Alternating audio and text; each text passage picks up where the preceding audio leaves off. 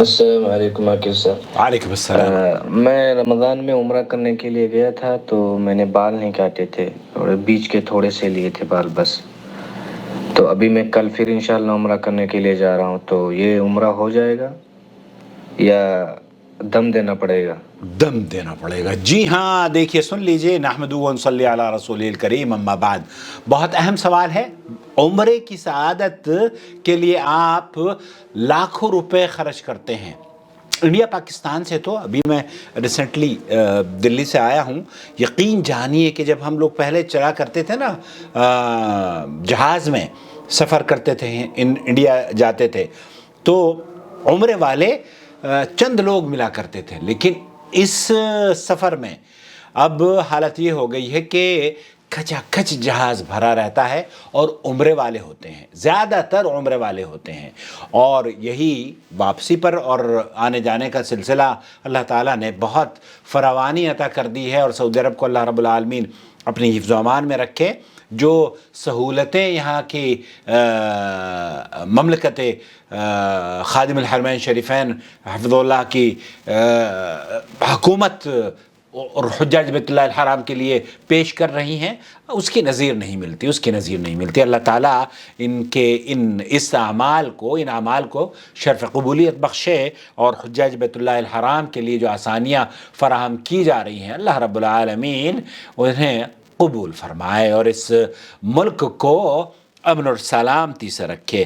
آپ نے جو عمرہ کیا، اس عمرے میں آپ نے اکثر یہ دیکھا ہوگا کہ چھوٹے چھوٹے ادھر سے بال کاٹ لیتے ہیں، ادھر سے بال کاٹ لیتے ہیں، اور وہ پھر سمجھتے ہیں کہ خلاص اب ہم نے کام پورا کر دیا۔ کچھ لوگوں کا کہنا یہ ہے کہ آپ پر دم واجب ہو گیا، اور یہ سمجھتے ہیں کہ ان پر دم واجب ہو گیا۔ میں لے کر چلتا ہوں، مفتی مملکت سعودی عرب سے یہی سوال کیا جا رہا ہے۔ میں نے عمرے کی نیت کری تھی میقات سے، اور میں نے عمرہ کر لیا، اور پھر اس کے بعد میں نے عمرہ کرنے کے بعد بال چند کٹوا لیے ہیں، پورے بال نہیں کٹوائے ہیں۔ فَهَلْ عَلَيَّ اِثْمٌ، تو کیا میں نے تھوڑے تھوڑے سے جو بال کٹوائے ہیں اس سے میرے اوپر کیا دم واجب ہے؟ آپ نے جو عمل کیا ہے وہ خلاف سنت ضرور ہے، اور اس کی آپ کو اللہ تعالیٰ آپ کو صحیح عمل کرنے کی توفیق بخشے، لیکن یہ عمل آپ کا اگر دیکھا جائے، کیونکہ اہل علم کے درمیان اس سلسلے میں اختلاف رائے پائی جاتی ہے۔ کچھ علماء کا کہنا یہ ہے کہ آپ نے چونکہ بال کاٹ لیے ہیں تو پھر کوئی حرج نہیں ہے، اور وہ جائز سمجھتے ہیں، اور کچھ علماء کا کہنا یہ ہے کہ یہ نبی کریم صلی اللہ علیہ وسلم کی مخالفت ہے، اس لیے آپ کا عمرہ تو قبول ہے، ولیکن فی المستقبل تاخلو، آپ سے جو ہوا جہالت کی بنیاد پر وہ تو ہوا، لیکن آپ مستقبل میں اپنے پورے بال کاٹیں، من رأس کلہ، پھر اس مردوں کے لیے پورے بال ترشوانے چاہیے،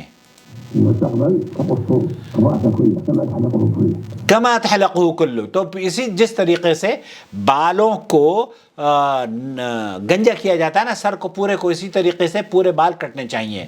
هذا هو المشروع، یہی سنت عمل ہے۔ یہاں اگر آپ نے طواف اور سعی سے فارغ ہو گئے ہیں، تب آپ پورے سر کو یا تو گنجے ہو جائیں یا پھر بال ترشوائیں۔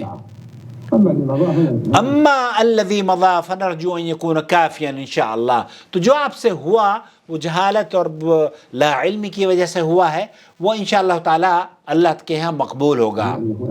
ولا دم علیک، شیخ ابن باز یہ کہہ رہے ہیں کہ پھر آپ کے اوپر دم نہیں ہے۔